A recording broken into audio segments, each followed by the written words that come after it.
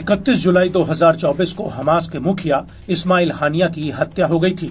इससे पहले हिजबुल्लाह के टॉप कमांडर फुआद शुकुर की लेबनान की राजधानी बेरूत में एक हवाई हमले में मौत हो गई थी।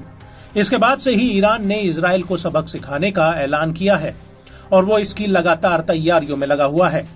लेकिन अमेरिकी राष्ट्रपति जो बाइडेन पहले ही कह चुके हैं कि वो इजराइल की ढाल बनकर उसके आगे खड़े रहेंगे और बाइडेन के इस बयान से साफ हो गया है कि अगर इजराइल पर ईरान या लेबनान सीधा आक्रमण करते हैं तो अमेरिका उसकी रक्षा के लिए युद्ध में उतरेगा।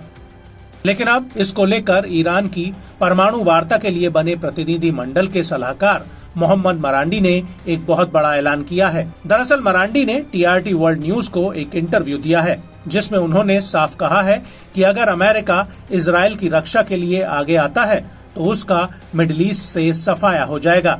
TRT वर्ल्ड को दिए इंटरव्यू में मोहम्मद मरांडी ने कहा कि नेतन्याहू और उनके आसपास के लोगों के अलावा कोई भी युद्ध में विस्तार नहीं चाहता। संघर्ष में वृद्धि का मतलब है विश्व की अर्थव्यवस्था का अंत होना। यदि अमेरिका ईरान पर किसी भी हमले में शामिल होता है तो इसमें कोई शक नहीं कि अमेरिका का इराक और फारस की खाड़ी में बने उसके ठिकानों से सफाया हो जाएगा और ऐसी सरकारें जो अमेरिकी सेना की मेजबानी करती है उनको भी तबाह कर दिया जाएगा। मरांडी ने आगे कहा कि ये छोटे शासन है, बहुत ही कमजोर तेल और गैस की संपत्ति वाले। अगर अमेरिका ईरान पर हमला करता है तो वे जिम्मेदार होंगे क्योंकि वो अमेरिकी ठिकानों की मेजबानी कर रहे हैं। वे जिम्मेदारी से बच नहीं सकते। और मरांडी ने आगे कहा कि अगर ये सच होता है तो अर्थव्यवस्था धराशायी हो जाएगी और ग्लोबल स्टॉक मार्केट में क्या चल रहा है ये किसी की आंखों से छिपा नहीं है। आपको बता दें कि मरांडी ने अमेरिका को नसीहत देते हुए कहा कि बेहतर है कि अमेरिका जो भी कर रहा है वो सोच समझ कर करे। मरांडी का कहना है कि हकीकत में ईरान के पास कोई विकल्प नहीं है, लेकिन इजराइल पर हमला करने से ईरान क्षेत्रीय युद्ध नहीं चाहता है।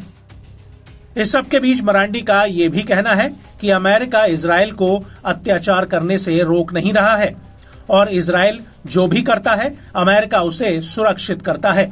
वो यूरोपीय शासन को भी सुरक्षा दे रहा है। मरांडी का कहना है कि मेरा मानना है कि ईरान और प्रतिरोधी समूहों की धुरी को इजराइल को हत्याएं करने से रोकने के लिए सजा देनी चाहिए। वहीं दूसरी तरफ अमेरिका के शीर्ष अधिकारी पहले ही कह चुके हैं कि वो इजरायली शासन को समुचित जवाब देंगे। Supreme leader Ayatollah Ali Khamenei भी पहले कह चुके हैं कि हानिया की हत्या से इजराइल को सजा देने का एक मजबूत आधार तैयार हो गया है।